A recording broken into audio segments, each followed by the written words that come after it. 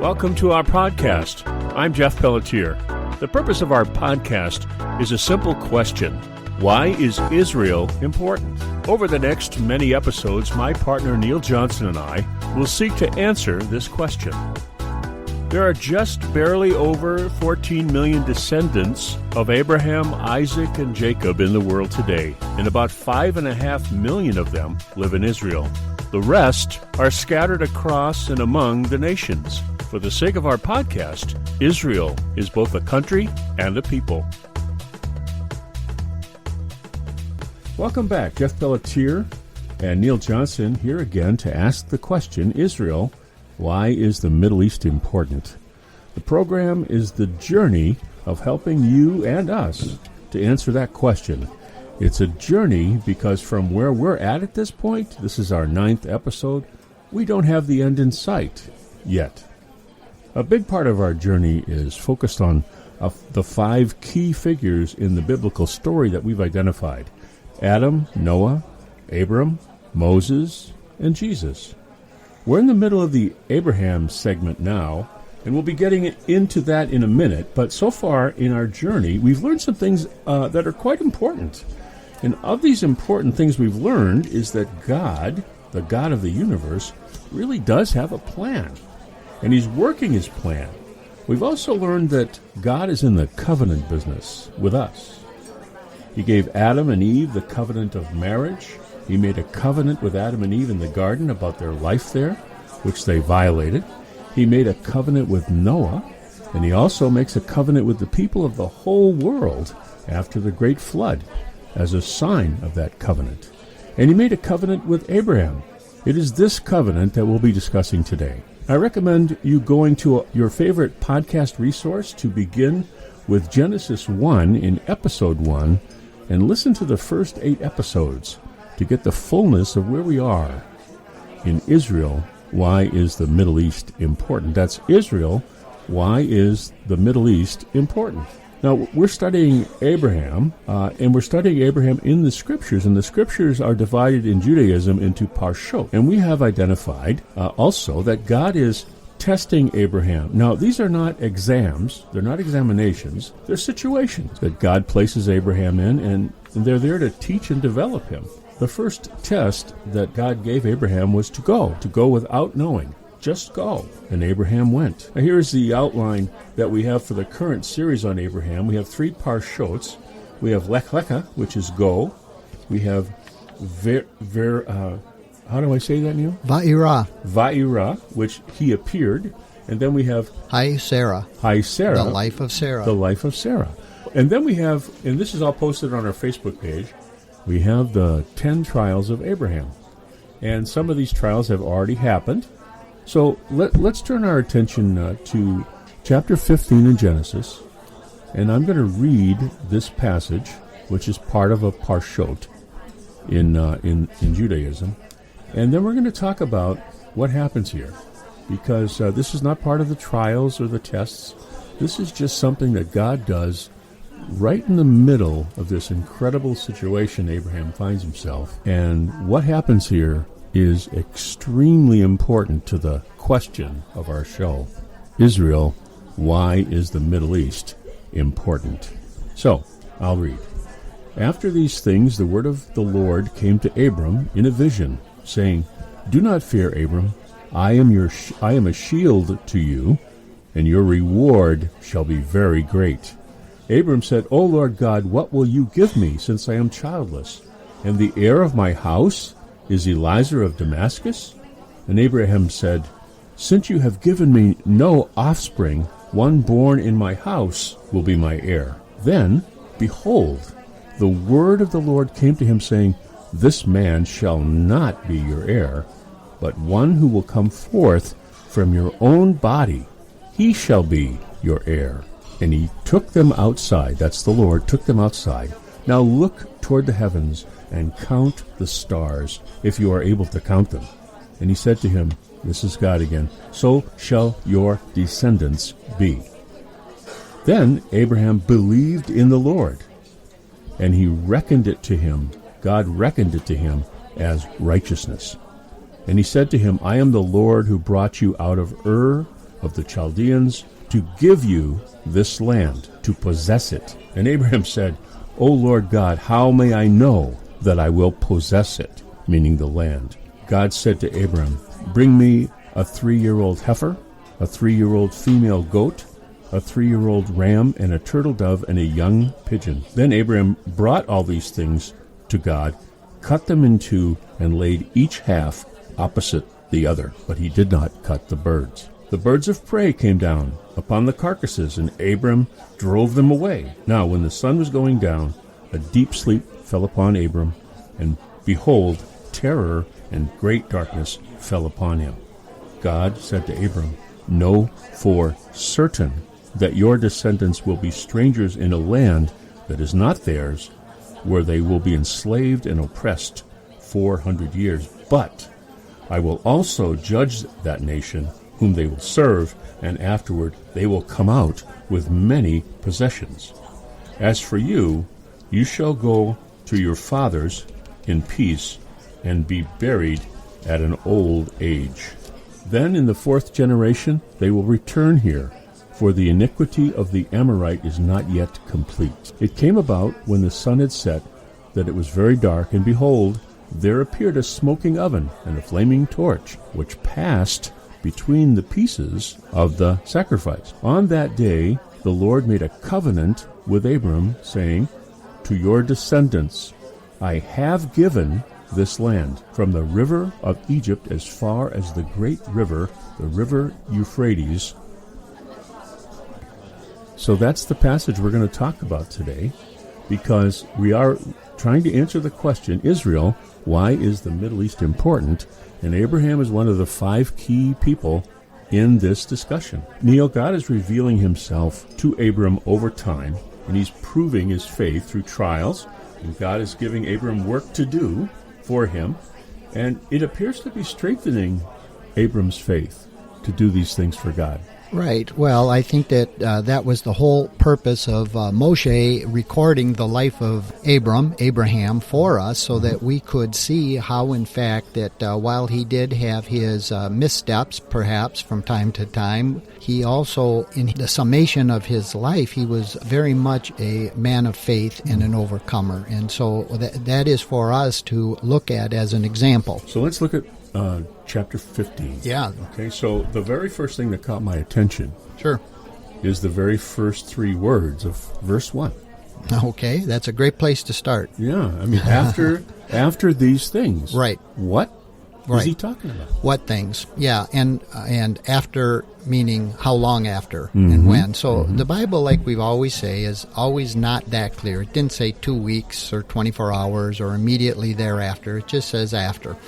So nonetheless, we know from having read the previous chapter, that's a man-made convention to divide it up for ease of reading and understanding, of course. So sometimes it can help, and sometimes, quite frankly, it can be a little bit obscure because we think that ended here, and maybe that's not the end of the story. But nonetheless, after these things, we did read in the previous chapter the whole episode of Abraham rescuing Lot. And after these things, after this great victory, after these great manifestations, we see here that after Melchizedek blessed Abraham with a blessing and gave him a title from God, God affirms that blessing of Melchizedek and says, so after these things, whatever that time period is or whatever, after these events, God himself says, Abraham, according to Melchizedek, just as he prophesied over you or blessed you or whatever, I am the shield to you. I am your reward. Your reward shall be very great. So if you think about that, isn't that really a powerful reaffirmation, a continuing affirmation of Abraham's walk with God? Yeah, it is. And I think God is kind of saying that he's pleased with Abraham's situation. He's pleased with what he's seeing. Absolutely. From Abraham. He's being obedient. He's going. He's doing what he's been given to do. He makes mistakes. He made a mistake by leaving the land and going to Egypt, right? Because of the famine, he got cold feet. and left, right? But he came back. Right. So Abraham is being judged, if you like, judged in a good way, all right? Evaluated might be a better way of saying it, by God to say, you're doing great. Yeah. I'm really liking what you're doing. Well, as we read these, just these few chapters that are full of meaning and insights as to how the spiritual realm works, which we'll get into momentarily as we go through this, but these are insights for our edification, our encouragement to walk through life. Mm-hmm. God just told Abraham again, I am with you. Well, some of us have never heard that to begin with. We do it by faith that God is with us, and sometimes that faith can be very strong, and other times it can be a little less firm. Nonetheless, Abraham received these blessings by God, but as we're going to see, his life was anything but trouble-free. So both are true at the same time, and sometimes that's what we have to recognize. Even during the course of seeming onslaughts, both are true. I am your reward, I am your shield, and you will have trouble. So God has previously told Abram, that he is going to give him an heir. Is that correct? Well, he did say that in the sense that he said, to your descendants I will give this land, and we have to remember at this point there's no descendants recorded. Right. So he did say that was going to be true, right? So here we have Abram in verses 2, 3, and 4. He's kind of hoping that the reward that God said, because your reward will be great, he's kind of hoping that a true heir will be that one of those rewards, or that reward. And I love the question that Abraham says. He says, "O Lord, what will you give me, since I am childless, and the heir of my house is Eliezer of Damascus?" Right, and that's important for a number of reasons, too. One, it shows that man and God can communicate honestly, openly, and directly using everyday language. Conversation. Yeah. And it also shows the high value as opposed to the cultures around them, and really up until even Roman times. I think we've talked before how even we have writings from the Roman days of the Second Temple where they are amazed at the high value that Jews place on their children and their family. And we can see that even today in blessing and cursing. Jeff, I laugh because a lot of times people think that's a super spiritual thing to be blessed or cursed or whatever. Really, if you think about it like this, you can take a Jewish blessing, which might be, and I'm going to use an extreme, the Jewish mother who says, "My son, the doctor." Now, he's 4 years old, let's say. He shows every indication of being anything but academic or talented in any way. But he hears this over and over and over. "My bright son, my good son, my wonderful son." The Jewish mother, right? Yeah. That little boy or that little girl knows nothing but to accept that blessing. Yeah. You might have grown up in a Gentile family like you or I perhaps, or others, who your fathers or mothers may have wished the same thing for you, good, but they may have blessed you thusly, more like a curse.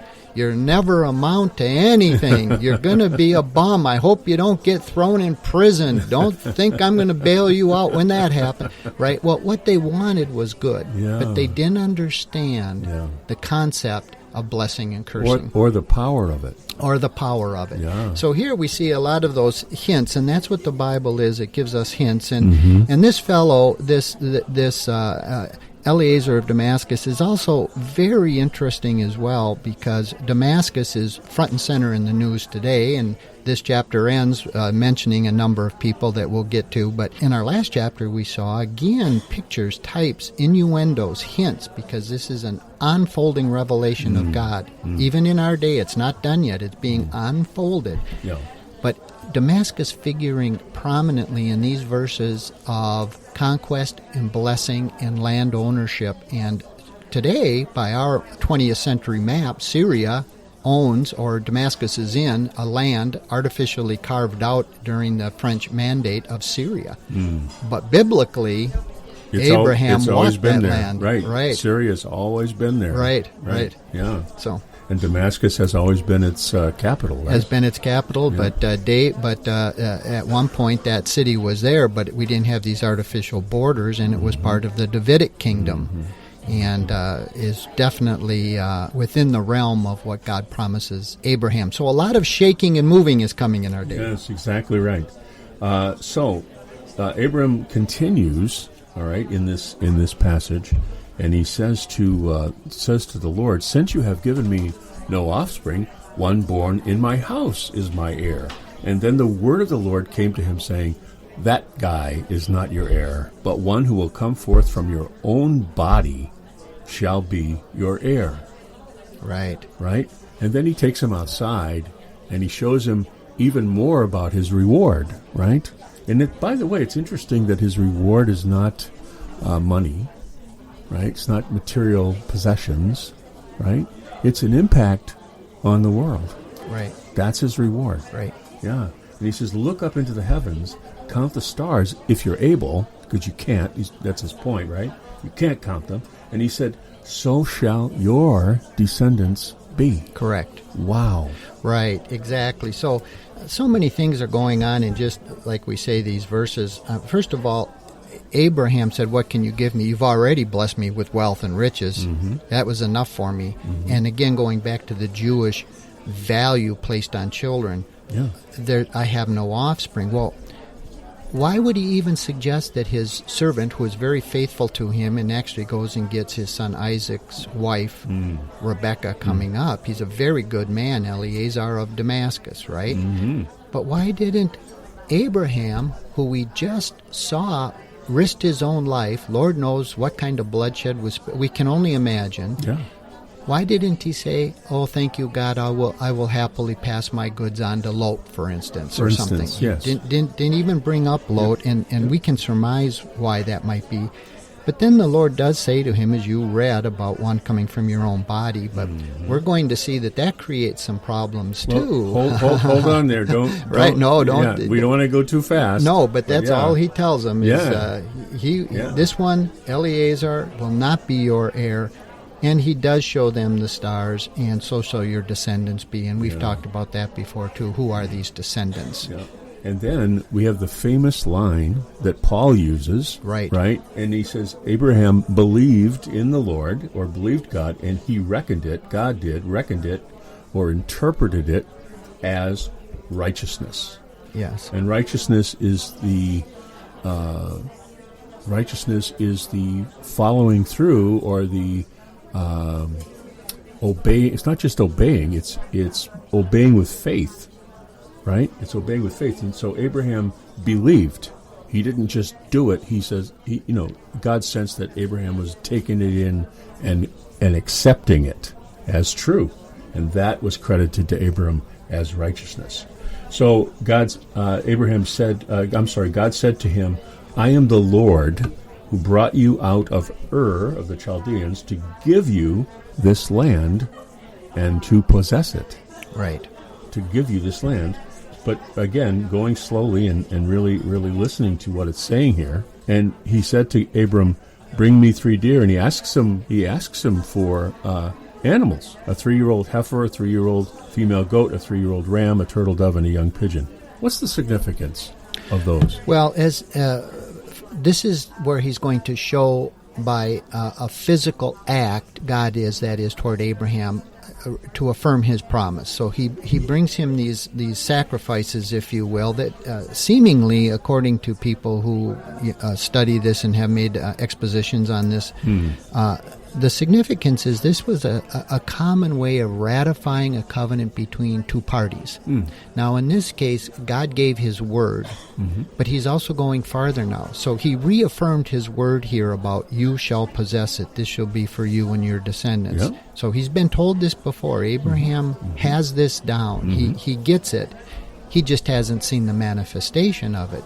But God is going to go a little further. See, sometimes we have to be reminded of certain things because as humans we easily forget. And here God gave him what was a commonly accepted way for Abraham to put himself into the position of understanding what was actually being done more than just God's word, and it's a physical act. So I guess you could say it'd be like going to the car dealer and buying a car. You're used to signing a contract that has 5 pages in small print and party of the first part and party of the second part, and so you understand that.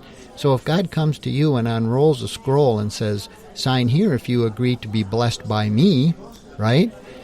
So that's kind of what's happening here. Now, the symbolism of these different animals, the birds, the turtle dove. One second before you talk about the symbolism. Yeah. So I just want to restate what I heard. You're saying that God is using a process that Abraham and people of his day would have understood. Right. To make it to Abraham familiar. Familiar, correct. Yeah. So, and Abraham doesn't hesitate for a second because he understands exactly what he's supposed to do. Right. Yeah. Okay. So now go ahead, talk about the... Yeah, so this can get into a lot of speculation, and our listeners could look this up anytime if they wanted to and see what different people think and seem and read into it or believe about it. But seemingly this issue of a 3-year-old heifer has gotten a lot of comment because it specifically says a 3-year-old heifer. Why so? And so again, the whole number 3, of course, to Christianity, that's very important of the Trinity and so on, things like this, and people write about that. Personally, I say all of that could be part of anything God does. Sometimes when God does things, it's broader than we know. So yes, it could be any number of these things, the specific animals, why was it this, why was it that. We're going to see these kind of sacrifices, though, again, when God gives the Levitical priesthood through Aaron and the Levites. Mm-hmm. We'll see them back again in the Levitical priesthood. We don't have that yet. We predate any sort of priesthood at this point, other than we've seen a priest manifest called Melchizedek. Yes, we have a priesthood of sorts that we understand very little about. Yep. But the priesthood that is most familiar, the Levitical priesthood, that hasn't been given yet till Moses comes along sometime later. And these same animals appear there too as sacrifices for various things. And it's important to realize that Levitical priesthood was very specific, with very specific orders and very specific sacrifices for various things. Excellent. That's great background, Neil. Thank you so much for that. So in verse 7, he talks about who it is, and I give you this land to possess it, and then he asks him to bring these animals. And so when Abram brought all of these to him, he cut them in two and laid each half opposite the other, but he did not cut the birds. He put the birds down whole. Then the birds of prey came down from the carcasses, and Abram drove them away. That's significant, right? Yeah, I think it's very significant. And so we see here that Abraham asked God after he was declared righteous, well, how will I know that this is true? So seemingly I know, but I don't know. I believe, but I don't believe. He's like a human, like we all are. Yeah. So God says, okay, let me do it, something you're familiar with, and he does this act we just talked about. This covenant. Yeah. Now, this covenant, this is a done deal because God said, I give it to you to possess. It's past tense. It's done. It is for you to have this land. But, Jeff, there's such a thing in this kind of thinking that says the here, now, but not yet. Yes. In other words, it's all over now, it's done, but it's not done. That it's not and finished. Now some people struggle with that, and so I give the example. God promised Abraham, it is yours, it's done, it's past tense, I give it to you to possess. Done. Okay, now we're going to read about the whole centuries upon centuries of the fighting to inhabit, to inherit the promise and inhabit the land. Yeah. So what is that like, the here now but not yet? It is like when the Allies landed on Normandy during the invasion of the Second World War. Yeah?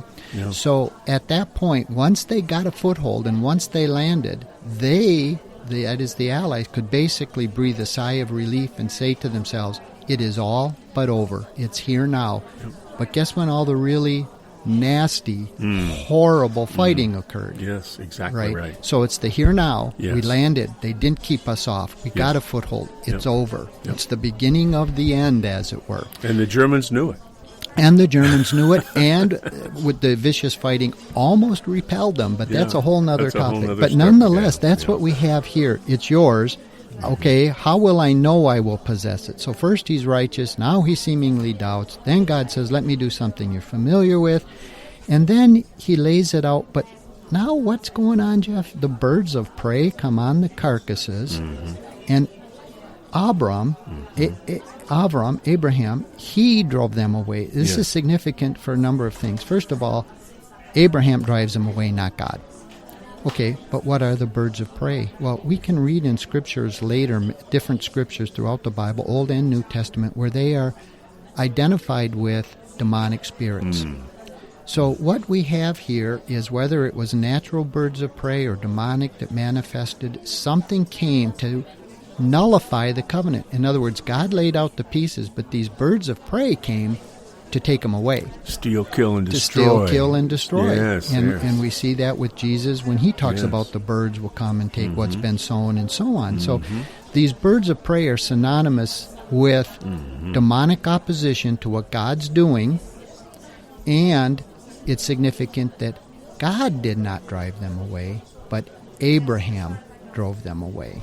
That's awesome. Right. That's awesome. So that's a key thing, that Abraham, the righteous man, God called him righteous. He is righteous. And he drives them away. Correct. Okay, excellent. So now when the sun was going down in chapter 12, a deep sleep fell upon Abram, and behold, or hey, look, pay attention here, terror and darkness fell upon him.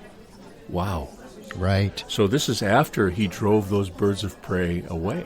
Right. This is after this I'm going to say it's almost without doubt a demonic attack came to nullify this covenant of what God was going to do to redeem fallen mankind. Yep. And again, this is before the priesthood. That Levitical priesthood was a divine grace-filled placeholder until the culmination. So it's nothing to look at with contempt. The priesthood is a wonderful thing that was a placeholder for a period of time till the right time came when Messiah would come to begin the initiation of this Melchizedek order. Exactly. So, yes, that's what's happening here, is that the sun came down and a deep sleep fell upon Abraham, and terror and darkness fell upon him. Yeah. So then we hear the Lord intervene into that darkness and say, "Know for certain that your descendants will be strangers in a land that is not theirs, where they will be enslaved and oppressed 400 years. But I will also judge that nation whom they will serve, and afterward they will come out with many possessions." So God is being prophetic here, speaking futuristically about Abraham's descendants. It's not going to be candy and whipped cream. No, it's not. No. It absolutely isn't. And we started this out by God saying, "I am your shield and your great reward." Well, sometimes as believers in these documents, we can sometimes assume that our life, well, God is all-powerful, our life should be, right, the bowl of cherries, and it just doesn't work that way. And he's showing you here, God promised these things to Abraham, and here comes the opposition. We have a very real opposition. These words here are also significant because you're right, Jeff. They are hearkening ahead to what we call the Exodus, right? The Exodus out of Egypt. Yeah. And it's the exact same verbiage if you go up a few where the Lord's saying, "I have given you this land." And he asks how I can possess it. He said, "I am the Lord who brought you out of Ur of the Chaldeans." Well, later he says, "I am the Lord who brought you out of the land of Egypt." Yeah. So he's doing the same thing. He's showing what is about to devolve here with this horrible vision that he has. It was horrible to Abraham, and all you can do is think to yourself, think of your children or your grandchildren, your loved ones in any way, and you see a vision of them in the future, and their life is horrible. Their life is terrible. The affliction is just awful. And that's what Abraham saw in his vision. And it says that this sleep came upon him, a darkness. It's the same when Hava was taken out from the essence of the female, was taken out of the male in one human, out of his side. It's that same darkness came over Abraham that we see here, and God like Visions is speaking to Abraham here, that your descendants will be in a strange land. We have to tie that back too, Jeff, because way up here where it says, to your inhabitant, to your descendants I will give this land, there are other descendants of Abraham, and some Christians say, well, that's just us now, that's anybody. But here God shows him specifically which part of his family tree, which descendants will inherit that land, and he says they will be enslaved 400 years. Well, only the line of Isaac and Jacob and through the 12 tribes were enslaved. Yes. So it's that lineage that will inherit the land, it's not exactly right. any of Abraham's descendants. No. But there is a matter that occurs because of Jesus' work on the cross and resurrection, and we're going to get to that, I don't know, maybe next year, it seems, the way we're going, which is great. But, yeah, there is something there. And what I think you're saying and I'm hearing is we ought not to jump the gun here. He's talking about the 12 tribes at this moment, about that land. He's talking about Isaac, Jacob, and the 12 tribes. That's what he's referring to. And then there's other things that happen after that. But it's important for us as Christians not to go, well, that applies to us. Not until we get there. It doesn't say that yet. Okay. Because it's important to know whose land it is, I think is your point. God is making a covenant with Abram and his descendants. Okay. So as for you, God says to Abraham, you shall go to your fathers in peace. So you will die in peace, and you will be buried at a ripe old age. And I think that's just cool. That's great that he's telling Abraham that. God defines more specifically what the land is here. Right. Talk about that. Well, he after this horrible vision of which descendants he's talking about to inherit a specific geographical dot on the globe, it's like God comforts Abraham at this point and says, you will go to your fathers. So a whole lot is happening there. It's very interesting for me to say a couple of things here. One, Abraham goes to his fathers, and he knows they're his fathers. Seemingly, there's already this understanding. Abraham doesn't ask for elaboration or any clarification on the afterlife. It seems like it's a known thing. Second of all, in the New Covenant, as we call it, the Brit Hadashah, Jesus' teachings, they talk about Abraham's bosom, a real place where people die in transition. So it's called Abraham's bosom. That's what it becomes known as, which is what God is referring to Abraham here now. After this horrible view of his offspring, he's being comforted. And, you know, Jeff, it is all about the land at this point. But it's interesting that in our day, what we're seeing develop is, even with the new adjustment in the Middle East, or the adjustments in the Middle East, it is called the Abraham Accords. Now, I don't know if anybody specifically put that together from this verse or not, but it certainly fits. Certainly fits. It certainly I don't fits. think it's an accident, No, personally. no, it's not. Somebody knew, and they knew knew. what was promised to Abraham. But the fact of the matter is, there's nothing new under the sun. And so when you're trying to understand prophecy, if you will, it's all past tense, future it's all interrelated. It's the now. And so we see that again here. And it says here, you will go to your fathers in peace. And then I think did you read the next chapter about the fourth generation? That's what we're going to talk about now. Yeah. So then he says, in the fourth generation of the people that are enslaved, right? After they leave Egypt in the fourth generation, so that's a lot of years, right? They will return here to this very spot, for the iniquity of the Amorite is not yet complete. So there's something going on with Amorites that God's got to work out. Yeah, there absolutely is. Yeah. Now, the Amorites, Jeff, that's kind of a catch-all phrase for all the people that are presently inhabiting the area that belongs to you. And it talks about who they are in a moment here. It does. Yeah. It lists a number of them, and they're kind of a catch-all. It wouldn't be all that much different than saying, you Americans, well, we have people who really like to hold to, I'm a Native American, I'm an Irish American, I'm an Afro-American. But the catch-all, the Amorites of those people inhabiting that land. Mm-hmm. And again, it emphasizes who in the fourth generation, they. So not all of your descendants, right, but the fourth generation, they who were enslaved. Yes. By the way, which God promises I'll judge them. And it's important to know one thing that God judges everybody on, all nations, all kingdoms at all time, is how did you treat my people, Israel? What was your stance? That's what you will be judged on. So here we see, okay, it's not all of his descendants that own that land. It's a specific people who go into captivity. And then he says the iniquity of the Amorite is not yet complete. Now that's incredible because we say, Jeff, well, God has a right timing now then for everything, too. Mm-hmm. He could have just said, I've had enough, I'm fed up, I don't want to hear it anymore, like we do as parents sometimes, enough, and we act.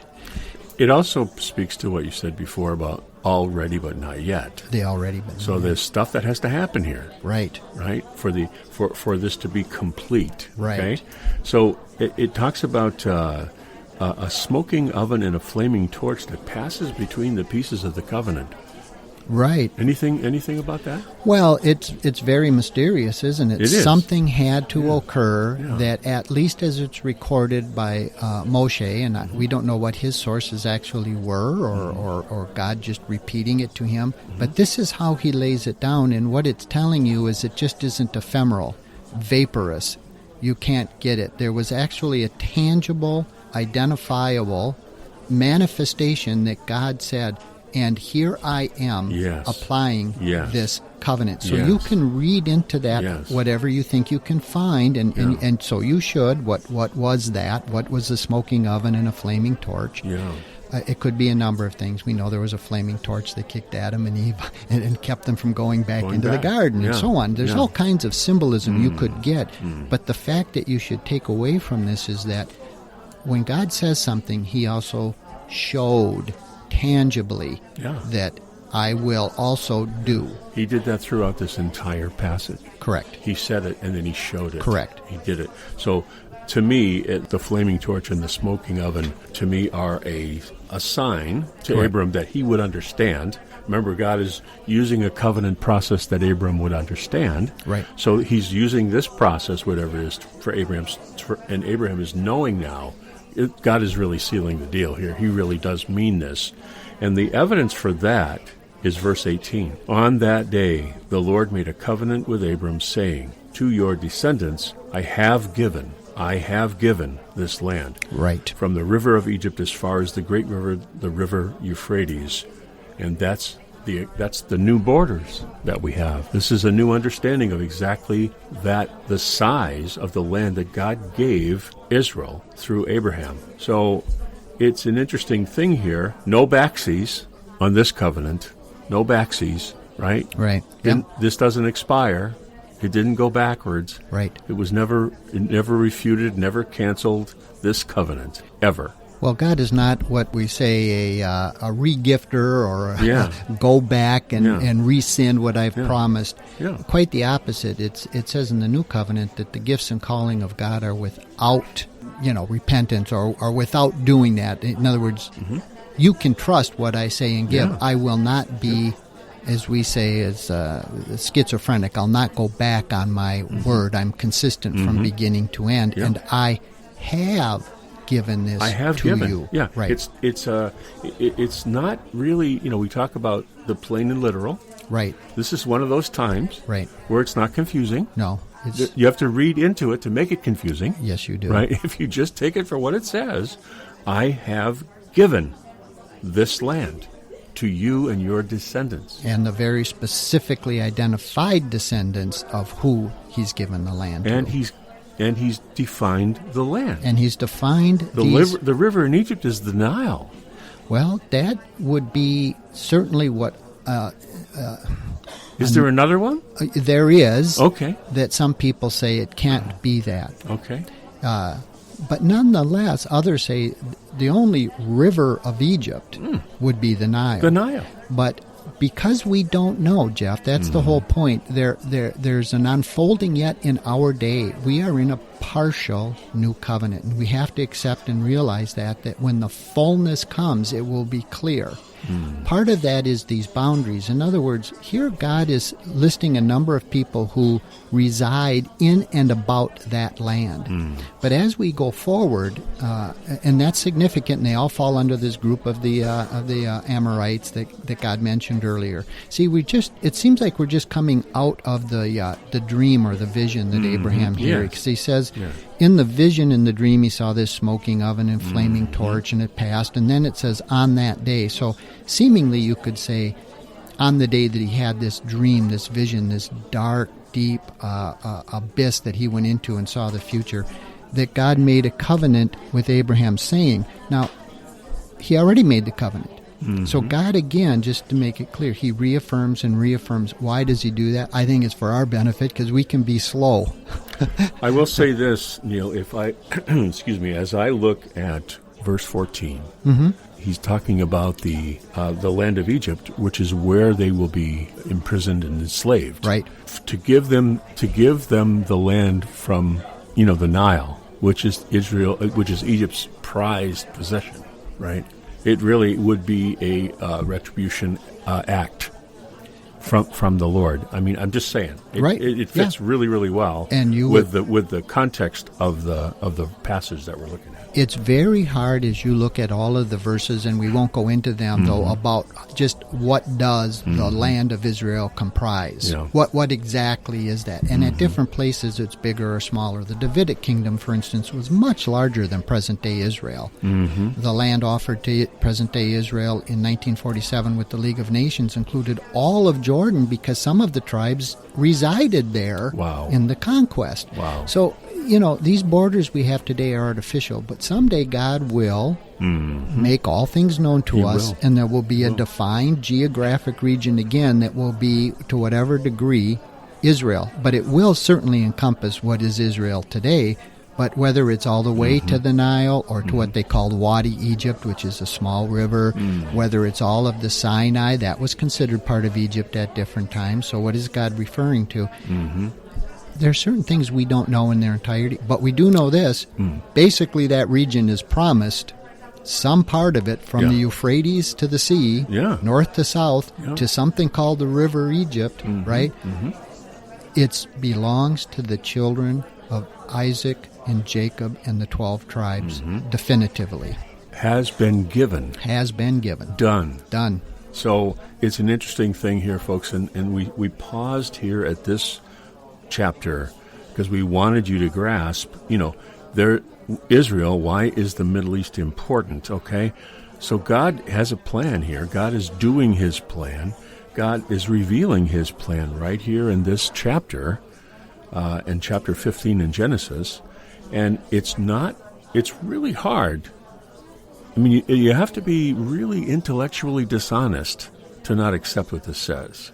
Folks, we're going to pick up the journey here and revisit the tests of Abraham and the parshots we're talking about in this portion. But we wanted to stop here, and we'd love to hear your thoughts about what you think about chapter 15 in Genesis. This has been a great discussion for this episode of Israel. Why is the Middle East important? I look forward to how this continues to unfold. As you can tell, Neil and I enjoy talking about the subject as it helps us to get to the root of the matter about God and why Israel and the Middle East are so important.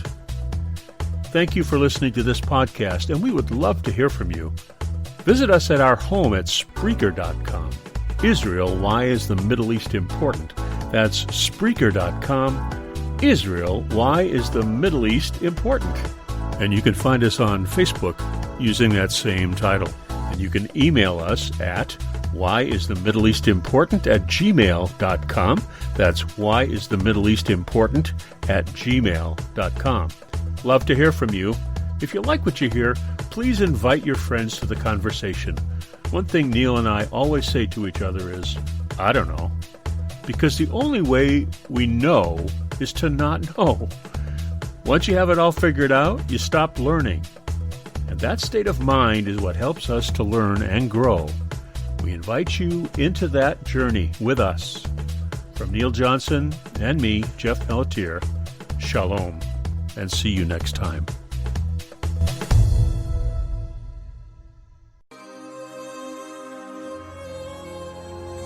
יברכך אדוני וישמרך,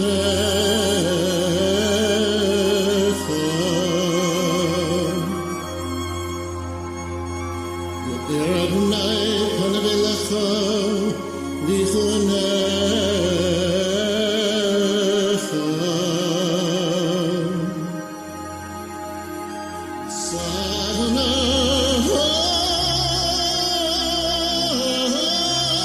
פניו אליך